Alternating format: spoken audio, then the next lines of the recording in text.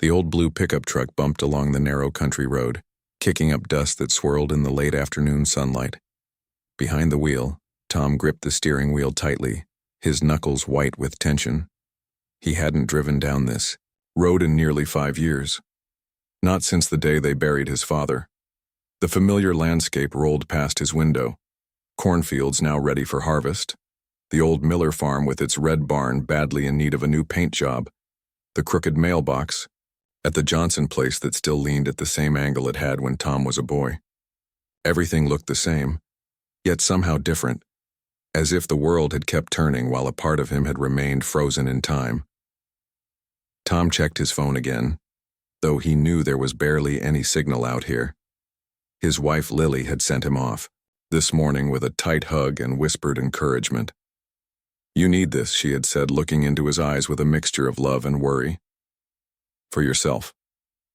For the baby that's coming."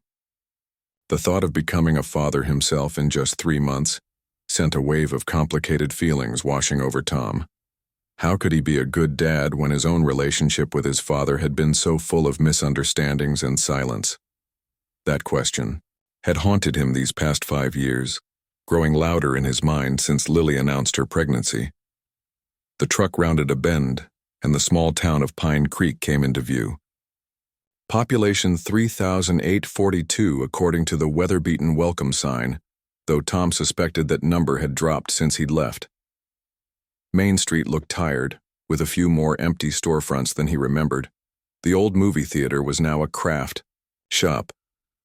The hardware store his father had visited every Saturday morning still stood, its faded awning fluttering in the breeze.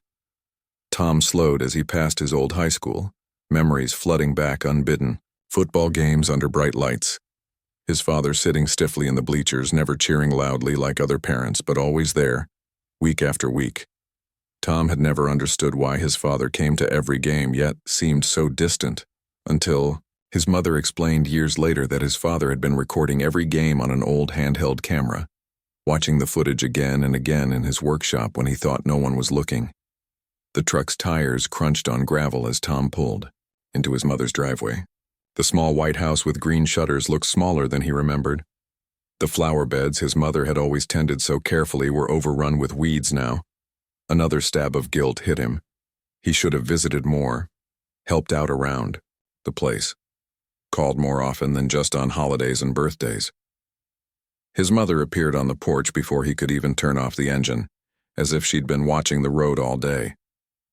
She had aged in the past 5 years, her hair completely gray now, her shoulders slightly stooped, her face lined with wrinkles that weren't there before, but her eyes lit up when she saw him, and her smile was the same as it had always been. "There's my boy," she said as he climbed the porch steps. Her hug was fierce despite her frail frame. She smelled of baking and the lavender soap she'd used, for as long as Tom could remember. "Hi, Mom," Tom said, his voice rough with emotion. "Sorry it's been so long."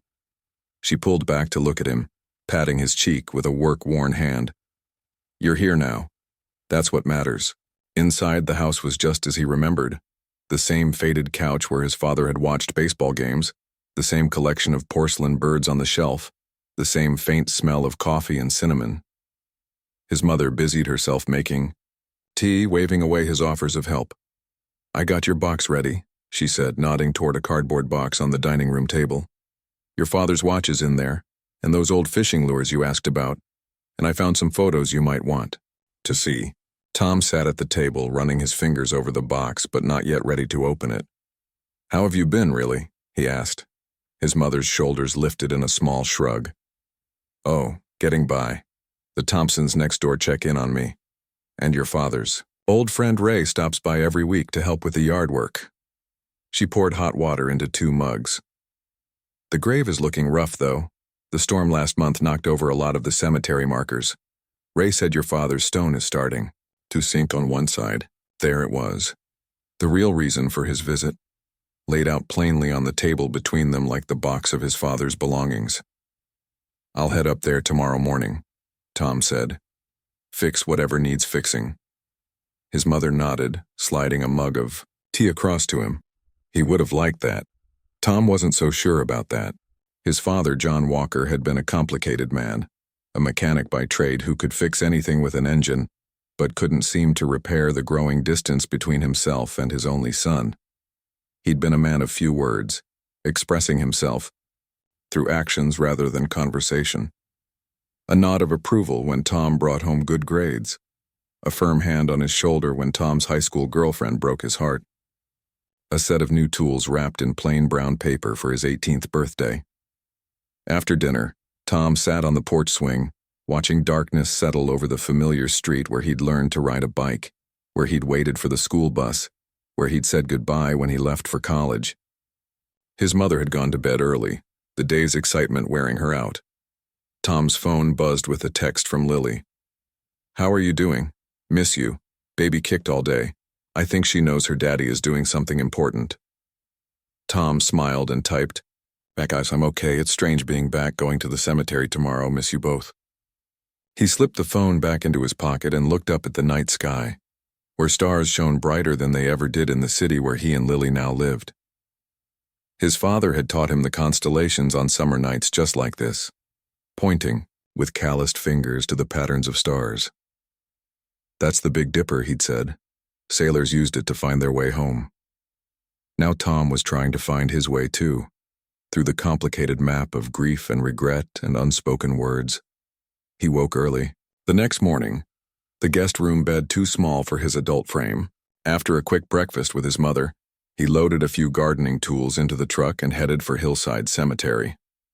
The morning was cool and clear, dew still clinging to the grass as Tom made his way through the iron gates of the cemetery.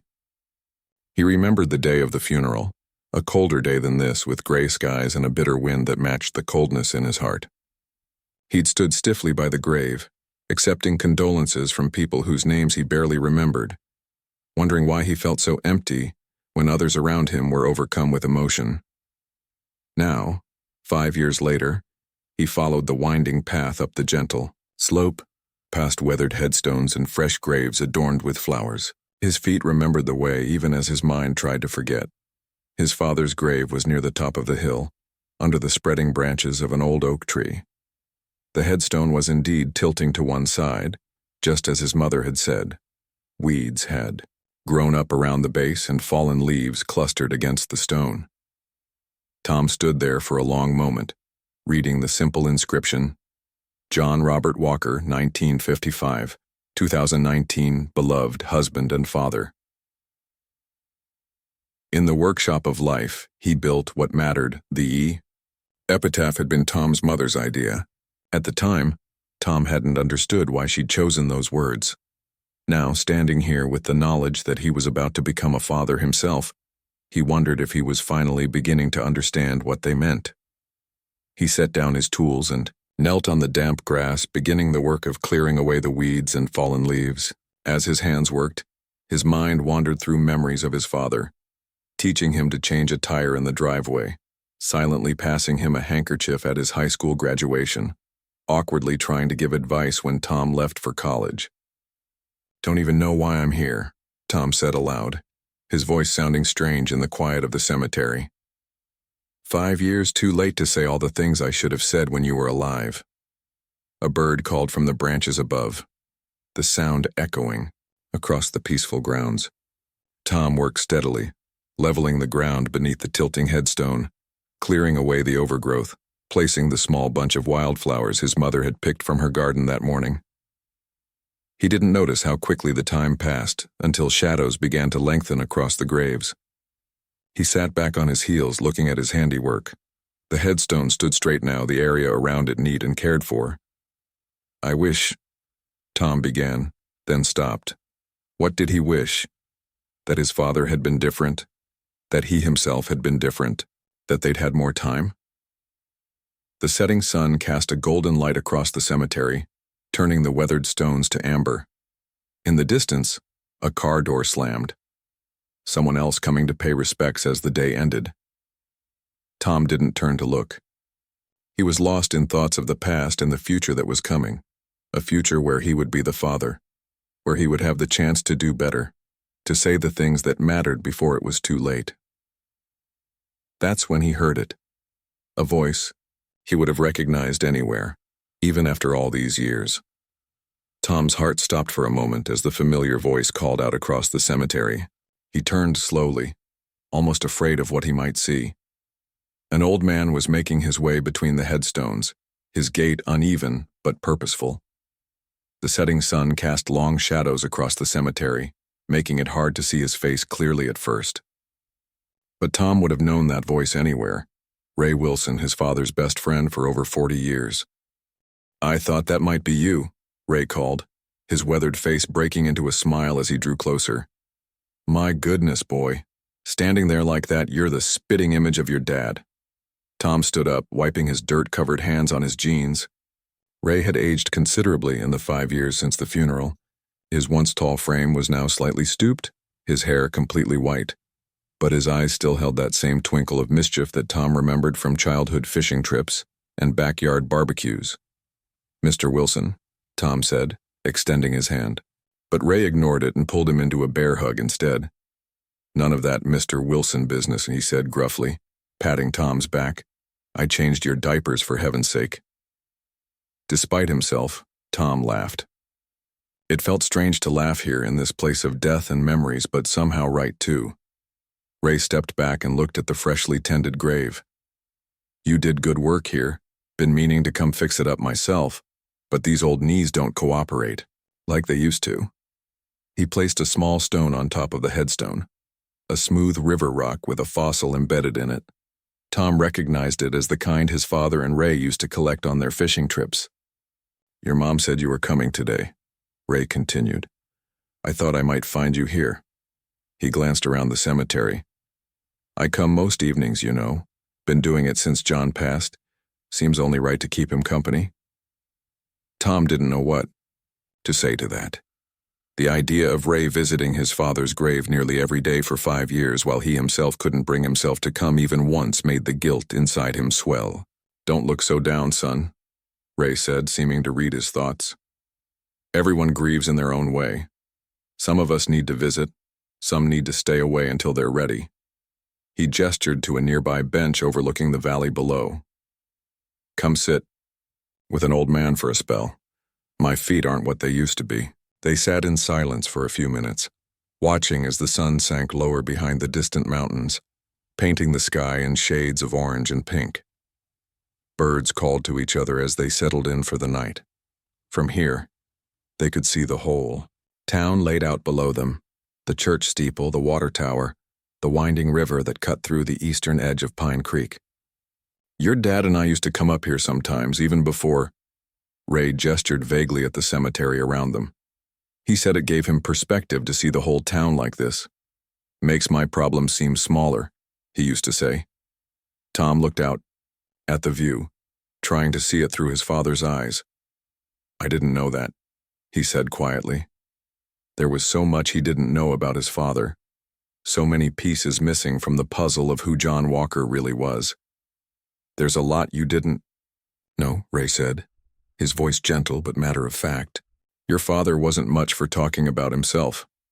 "That's putting it mildly," Tom said, a hint of bitterness creeping into his voice. "Sometimes I think I barely knew him at all." Ray nodded slowly, considering this. "Your father was a complicated man, not good with words, never was, even as a young man. But he showed his love in other ways." He turned to look at Tom directly. "You know he came to every single one of your baseball games in high school, even the away games. Sometimes he'd drive 3 hours just to watch you pitch for an hour, then drive right back because he had work early the next morning. He never said anything about the games," Tom said. "Never told me if I did well or not." "Oh, he had plenty to say. Just not to you." Ray chuckled. "He'd call me after every game, going on and on about how you struck someone out or made a great play. 'Did you see that curveball my boy threw?' he'd say. 'That's major league stuff right there.'" Tom stared at Ray, trying to reconcile this image with the quiet, often stern man he remembered. Why wouldn't he tell me that? Ray sighed, looking out at the darkening valley. "Your father grew up in a different time with a different kind of father, a man who never once told him he did good, who only pointed out his mistakes. John swore he'd be different with his own son, but he shrugged. Old habits run deep. I think sometimes the words just got stuck in his throat. A cool evening breeze rustled through the cemetery, making the flowers on nearby graves dance. Tom zipped up his jacket, thinking about what Ray had said. He remembered coming home after winning the state championship, his father merely nodding and saying, "Good game." At the time, it had felt like faint praise, not enough.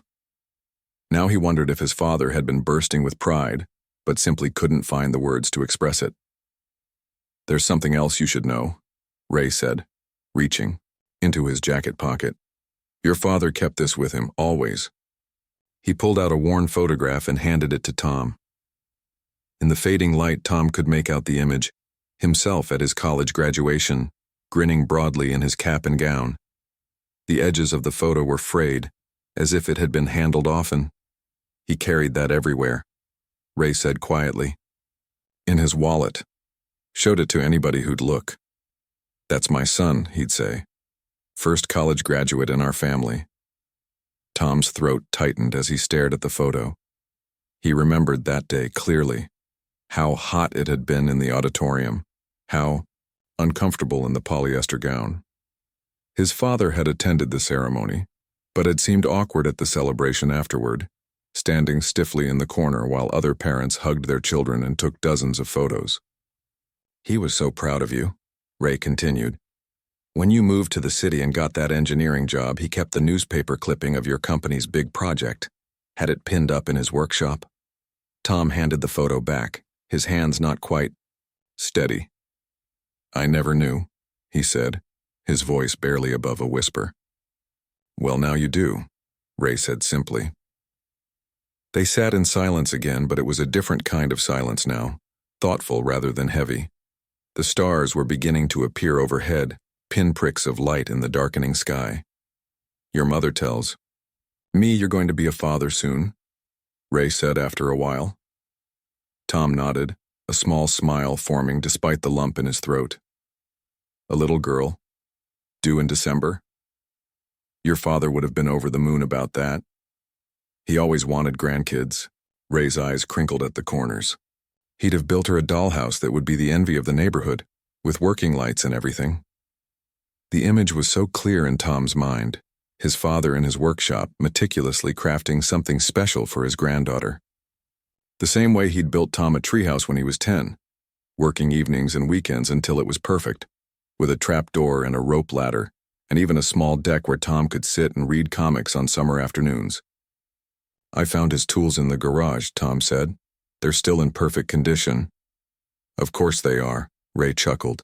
"John treated those tools better than most people treat their children. Said a good set of tools could last generations if you took care of them properly." As darkness settled fully over the cemetery, Ray stood up with a small groan, his knees cracking audibly. "Getting too old to be sitting on hard benches in the cold," he muttered. "Walk an old man to his car?"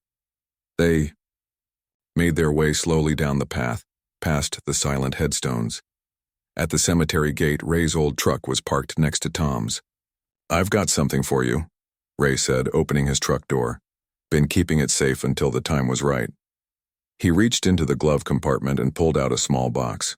Tom took it, his curiosity piqued. Inside, nestled on a bed of soft cloth, was his father's pocket watch, the one his grandfather had given him, the one he'd worn every day for 40 years. "He wanted you to have this," Ray said softly. "Left it with me before he passed. Said you should have it when you were ready. I think you're ready now." Tom lifted the watch carefully. It was heavy in his palm, the gold case warm to the touch even in the cool evening air. He pressed the small button at the top and the case sprang open to reveal the watch face. The hands were still moving, keeping perfect time as they had for decades. "He had it serviced just before..." Ray trailed off. "Said some things should keep running even when we can't anymore."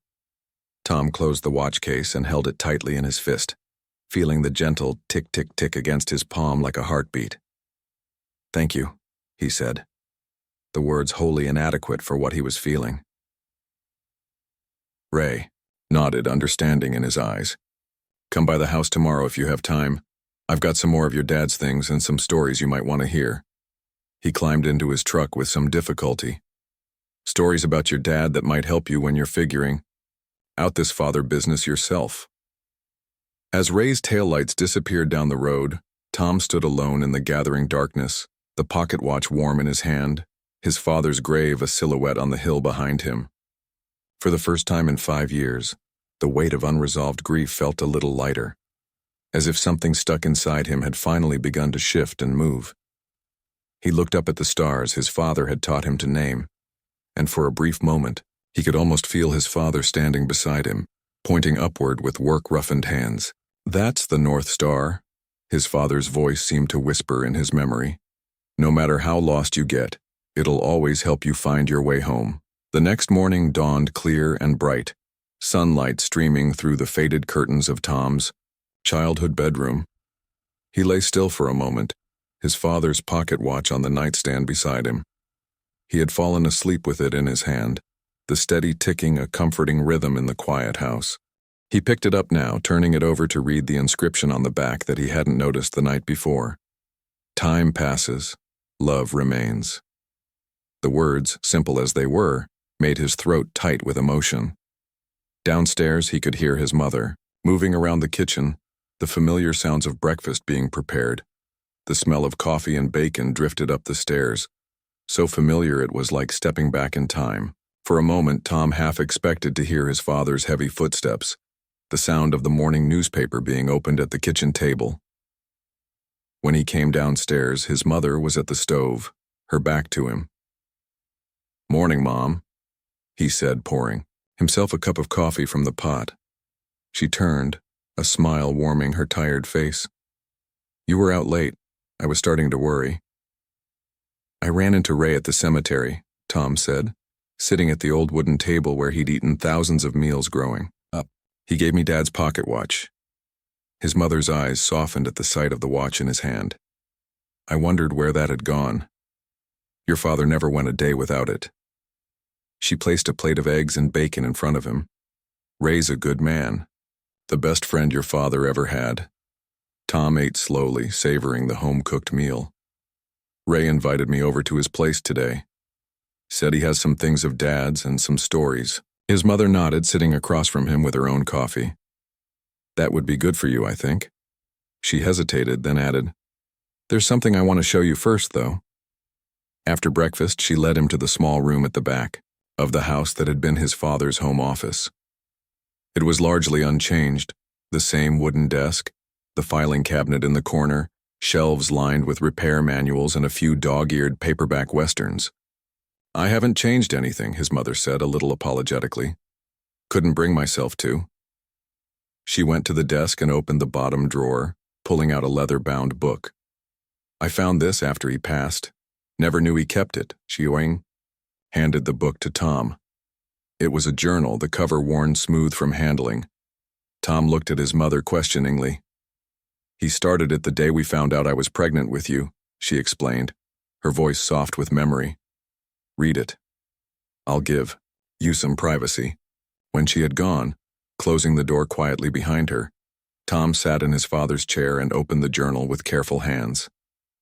The first entry was dated March 15, 1982. "Found out today I'm going to be a father. Annie is so happy. I'm terrified. What do I know about being a dad? My own father was hardly a good example. I swear I'll do better. This kid deserves better than what I had." Tom's hand trembled slightly as he turned the pages. The entries were sporadic but heartfelt. His father's hopes and fears laid bare in a way he had never expressed in life. There was an entry from the day Tom was born. "He's here. Thomas Robert Walker. 7 pounds 8 ounces, 10 perfect fingers, 10 perfect toes. He grabbed my finger and I swear nothing has ever felt so important. I'm afraid to hold him. He's so small, and I've only ever been good with engines and tools, never anything this fragile. But I'll learn. For him, I'll learn." Tom read entry after entry. His first steps, first words, first day of school. His father had recorded it all, along with his own private thoughts. Tommy lost his first tooth today. So proud of himself. Wanted to put it under his pillow right away. I remember losing my teeth and my father telling me to stop making such a fuss about it. I put $1 under Tommy's pillow and a note from the tooth fairy. His smile this morning was worth every penny. And later, Tommy's baseball team won the championship today. That curveball he's been practicing for months was perfect. I wanted to tell him how proud I was, but all I could say was, "Good game." Why are the important words always the hardest to say? As Tom read, tears blurred his vision. Here was his father, as he'd never known him, uncertain, vulnerable, fiercely loving, and deeply regretful about his inability to express that love out loud. The last entry was dated just 2 weeks before his father's death. Doctor says the treatments aren't working. Not much time left. So many things I need to tell Tommy. So many things I should have said years ago. I've never been good with words. That's Annie's department. But I need to find a way to let my son know what he means to me before it's too late. Tom closed the journal, overwhelmed. His father had been trying to reach out to him in those final weeks, but Tom had been so caught up in his own life, his own resentments, he'd visited only briefly. Uncomfortable with his father's illness, the conversation strained and superficial. He'd told himself there would be time later for deeper talks, for mending what was broken between them. But time had run out. He sat in his father's chair for a long time, the journal in his lap, trying to reconcile the stoic, often distant man he'd known with the one who had poured his heart out on these pages. When he finally emerged from the office, his mother was in the living room looking through an old photo album. She glanced up as he entered, her eyes questioning. "Why didn't he ever tell me?" Tom asked, his voice rough with emotion. All these things he wrote about. How proud he was. How much he loved me. Why couldn't he say it? His mother patted the couch beside her, and Tom sat down, the journal still, clutched in his hands. "Your father came from a hard home," she said quietly. His own father was not a kind man. Never showed affection, never gave praise. John promised himself he'd be different with you, but she sighed. Some patterns are hard to break. The words would get stuck in his throat. But he tried to show his love in other ways. Being at every game, teaching you to fish, building that treehouse. Tom thought about the treehouse, how his father had spent weeks getting it just right, adding special touches like a small shelf for Tom's books and a secret compartment in the floor for treasures. At the time, Tom had just thought his father enjoyed the project. It had never occurred to him that it was an expression of love. "I need to go see Ray," Tom said suddenly, standing up. "Will you be okay by yourself for a bit?" His mother smiled. "I've been by myself for 5 years, Tommy. I'll be fine. You go on." Ray's house was on the other side of town, a small, well-kept place with a workshop in the back that had always reminded Tom of his father's. As Tom pulled into the driveway, Ray emerged from the workshop, wiping his hands on a rag. "Right on. Time," Ray called, waving. "Come on back. Got the coffee on." The workshop smelled of sawdust and machine oil, scents that instantly transported Tom back to his childhood. His father's workshop had smelled exactly the same. Ray had a project laid, out on his workbench, what looked like a wooden toy truck in progress. "For my grandson's birthday next month," Ray explained, seeing Tom's interest. 4 years old and already crazy about trucks. Tom smiled. "Dad made me a truck like that when I was little. I played with it until the wheels fell off." "I know," Ray said with a chuckle. "That's where I got the idea. Your dad was always better at this kind of thing than me, though. He had the patience for the little details." Ray poured coffee into 2 mugs, one with a faded fishing lure design that Tom recognized as having belonged to his father. "Your dad left that here after our last fishing trip," Ray said, handing it to Tom. "Seems right, you should have it now." They sat on 2 old wooden stools, the morning sunlight streaming through the workshop windows, dust motes dancing in the beams of light. On the wall behind Ray's workbench hung several photographs. Ray and John as young men holding up fish they'd caught. Both men with their arms around each other at a company picnic. A group shot of them with several other men in hunting gear. "Mom found Dad's journal," Tom said after taking a sip of coffee. "He wrote about me, about how proud he was, how much he loved me. Things he never said out loud. Ray nodded, unsurprised. That sounds like John. Always could express himself better on paper than in person. He set his mug down and went to a metal cabinet in the corner of the shop. Speaking of which, there's something else you should see. He pulled out a cardboard box and placed it on the workbench. Your dad left this with me about a week before he passed, made me promise I'd give it to you when the time was right. After seeing you at the cemetery yesterday, I think you're ready for it now. Tom opened the box carefully. Inside was a collection of items: an old baseball, several fishing lures, a small model car, and at the bottom, a sealed envelope with his name written on it in his father's neat, blocky handwriting. Ray touched his shoulder gently. I'll give you some privacy, he said, moving toward the door. Take all the time you need. When Ray had gone, Tom sat holding the envelope, his heart pounding. Finally, he opened it and unfolded the single sheet of paper inside. Dear Tom, it began. If you're reading this, then I'm gone, and I've left too many things unsaid between us. That's my fault, not yours. Writing was always easier for me than talking, so I'm writing now what I should have told you every day. I'm proud of you. Prouder than you could ever know. Everything good in my life came from being your father. Tom's hands trembled as he continued reading his father's letter. Everything good in my life came from being your father. I know I wasn't always the dad you deserved. Words never came easy to me, especially the important ones. By the time I figured out how to say what mattered, my time was running short. I watch you now, a grown man with your own life, your own path. And I see all the ways you're better than me, smarter, more open, able to say the things I kept locked inside. That's how I know I did something right even when I got so much wrong. There are things I want you to know, things I should have told you face to face. Remember that summer when you were 12 and you crashed your bike trying to jump it over the creek? You came home all scraped up, trying not to cry because you thought I'd be mad about the bent wheel. I wasn't mad. I was terrified. When I saw the blood on your shirt, my heart nearly stopped.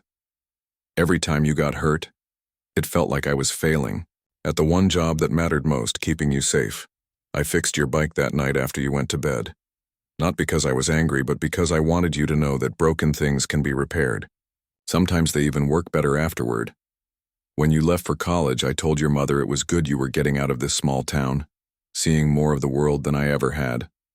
What I didn't say was how the house echoed without your music, playing how I'd walk past your empty room and feel like I'd lost something I couldn't get back. I was proud of you, but I missed you something terrible. I've left some things for you. My tools, of course. They've served me well, and I hope they'll do the same for you. The pocket watch that was my father's, the only good thing he ever gave me. And this letter which says what I should have said every day. I love you, son.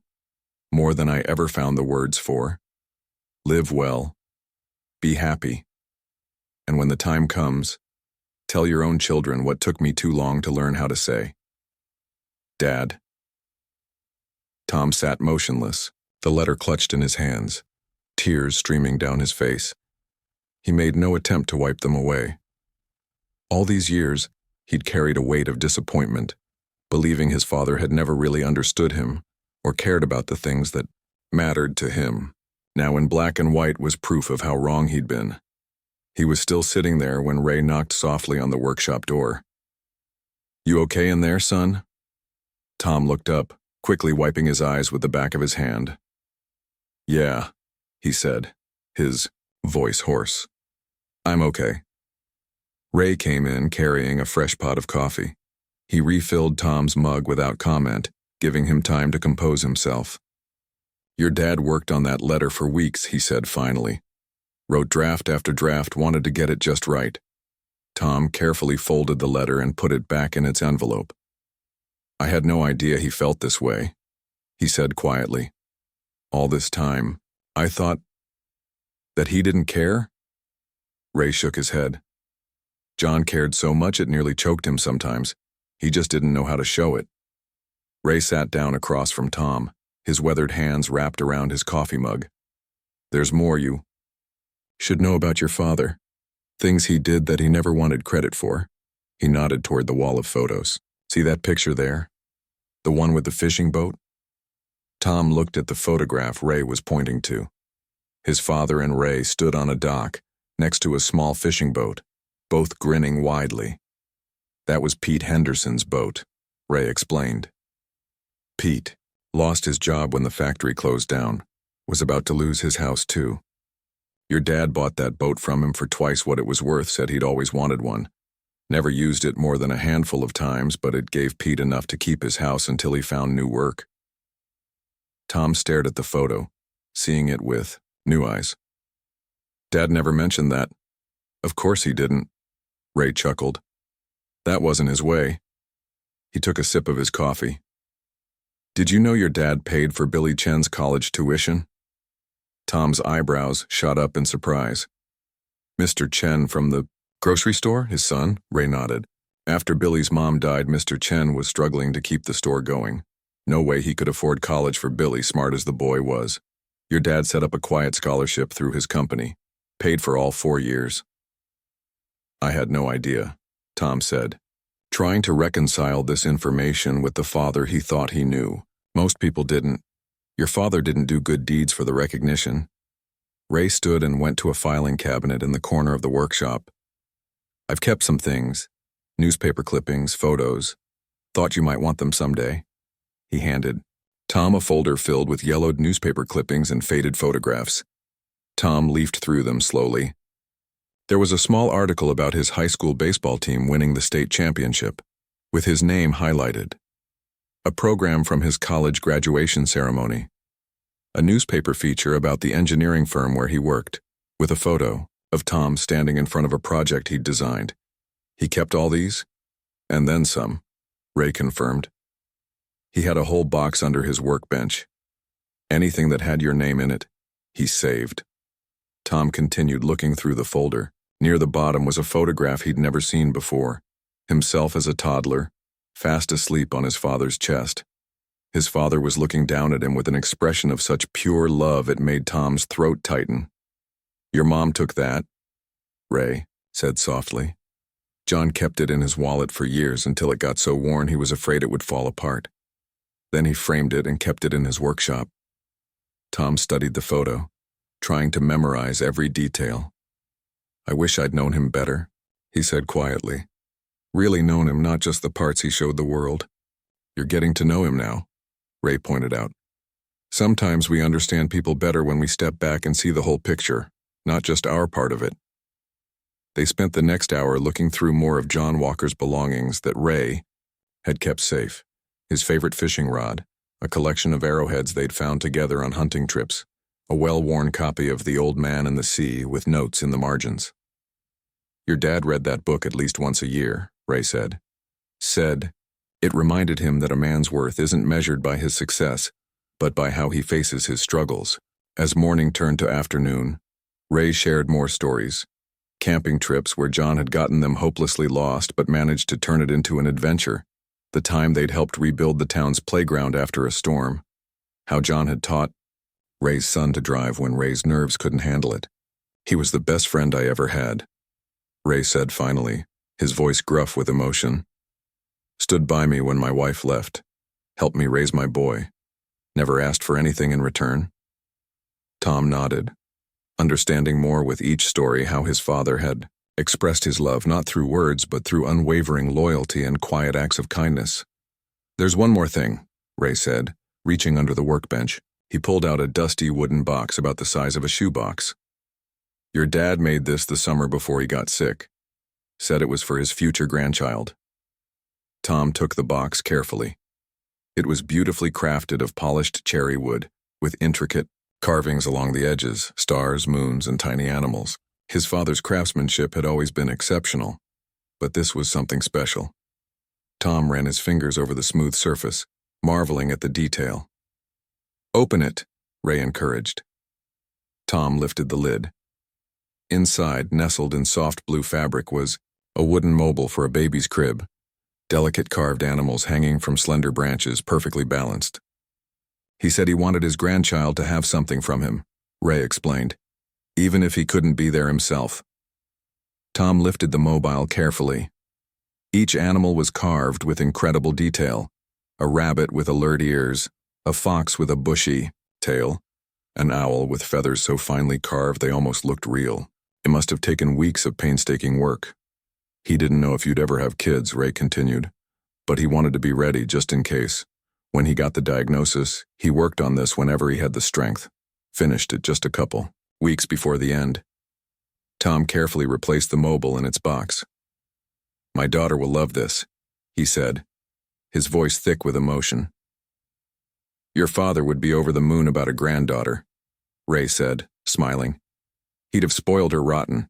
As the afternoon light began to fade, Tom gathered his father's things: the letter, the folder of clippings, the pocket watch, and the wooden box with its precious mobile.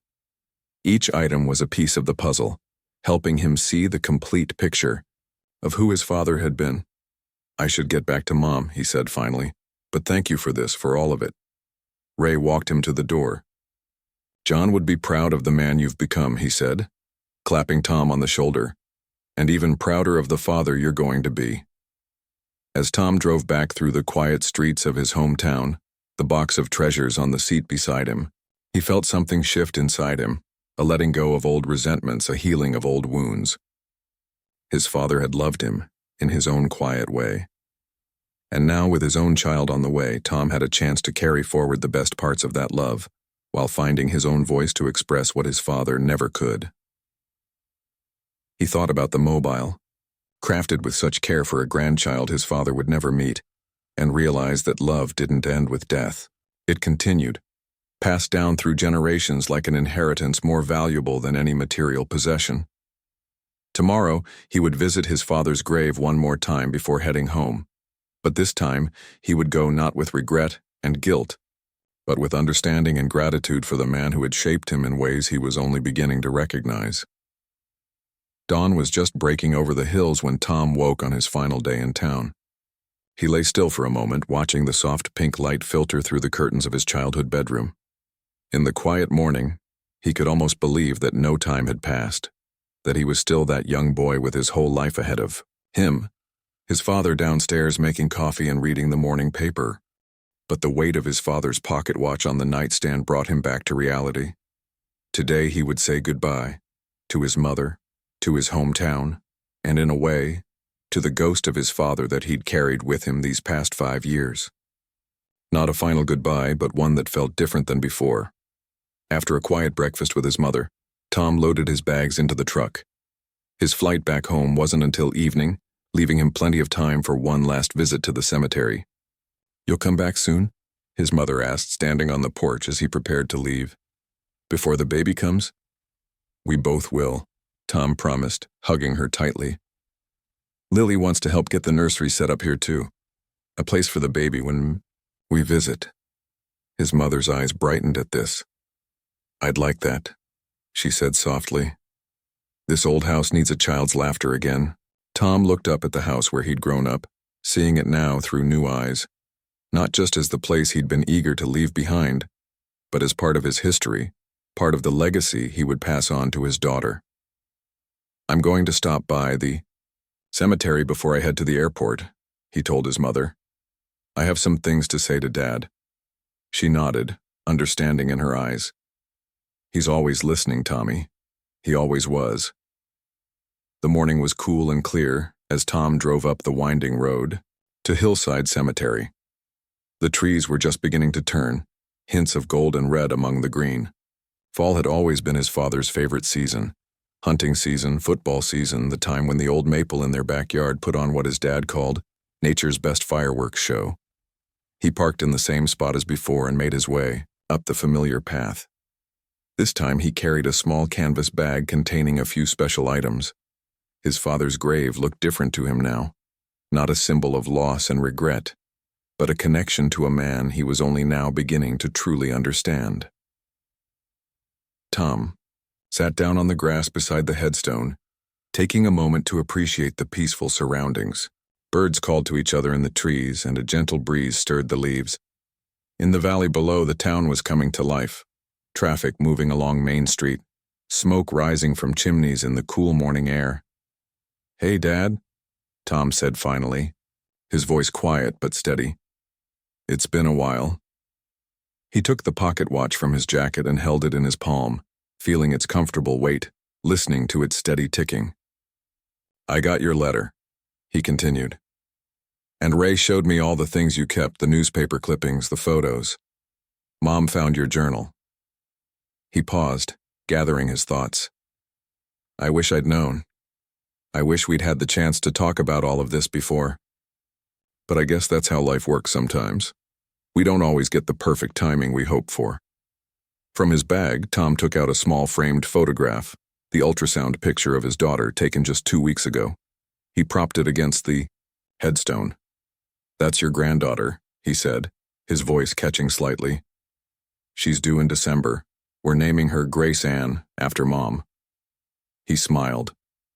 "Lily thinks she's going to be stubborn. She already kicks like crazy whenever there's music playing. Gets that from your side of the family, I think." A pair of butterflies danced past, chasing each other in the morning sunshine. Tom watched them for a moment before continuing. "I'm scared, Dad," he admitted quietly. "Terrified, actually. About being a father. About messing it up somehow." He ran his hand through his hair, a gesture his mother always said he'd inherited from his father. "But I found your journal entry from when Mom was pregnant with me. Seems like you were scared too. That helps somehow." Tom reached into the bag again and pulled out a small rock, smooth and black with a white stripe running through it. "Remember this? You gave it to me on that camping trip when I was 10.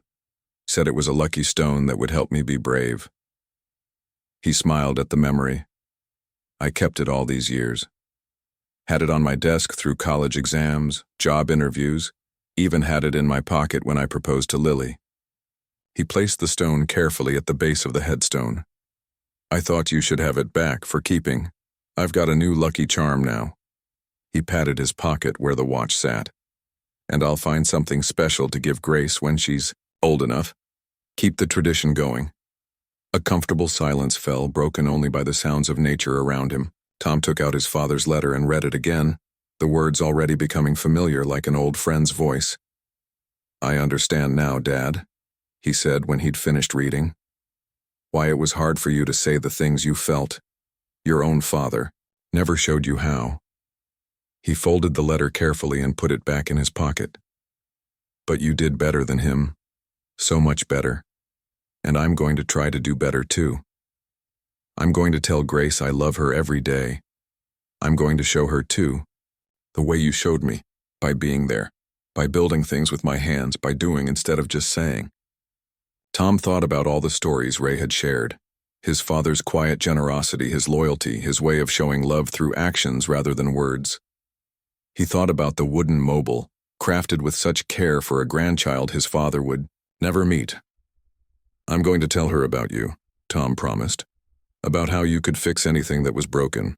About your famous pancakes on Saturday mornings. About how you taught me to bait a hook and change a tire and stand up for what's right." He smiled, remembering. "I'll tell her how you used to let me ride on your shoulders at the county fair so I could see over the crowds. How you stayed up all night when I had the flu in 2nd grade. How you never missed a single baseball game even when you had to work a double shift to make up for it the next day." From far down the hill came the sound of a car door slamming, someone else arriving to visit a loved one. The sun was higher now, burning away the morning mist that clung to the distant hills.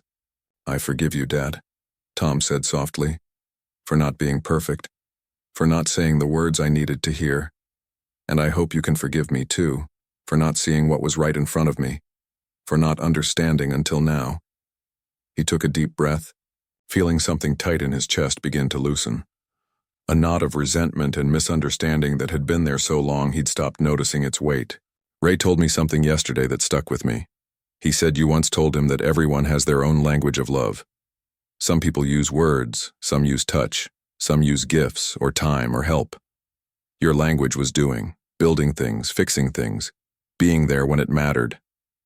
Tom nodded slowly. "I think maybe I was listening for the wrong language all those years. But I hear you now, Dad. I finally hear you." From his bag, Tom took out one last item, a small wooden car he'd carved himself, inspired by the one his father had made for him as a child. His craftsmanship wasn't nearly as refined as his father's had been, but he'd worked on it for weeks, determined to get it right. "I made this for Grace," he explained, showing it to the headstone as if his father could see. "First thing I've ever carved. Used your tools." He turned the little car in his hands, smiling at its imperfections. "It's not as good as yours was, but it's a start. Maybe by the time she's old enough to play with it, I'll have made a better one. But I'll keep this one too, to show her where I started. Some things you just have to learn by doing, right?" He placed the wooden car back in his bag and stood up, brushing grass from his jeans. The morning had warmed and more visitors were beginning to arrive at the cemetery, paying their respects to loved ones. "I have to go soon," Tom said. "Long drive, to the airport. But I'll be back. We'll all be back, me, Lily, and Grace when she arrives." He touched the top of the headstone gently. "I'll bring her to meet you. She should know where she comes from, the kind of man her grandfather was." As Tom turned to go, a sudden gust of wind swept through the cemetery, stirring the leaves on the oak tree overhead. One perfect golden leaf detached and drifted down, landing at Tom's feet. He picked it up, smiling at the rich, amber color, the intricate veins that ran through it like roads on a map. "Always did have a flair for the dramatic, Dad," he said softly, tucking the leaf into his pocket alongside the watch. As he walked back down the hill toward his truck, Tom felt lighter than he had in years.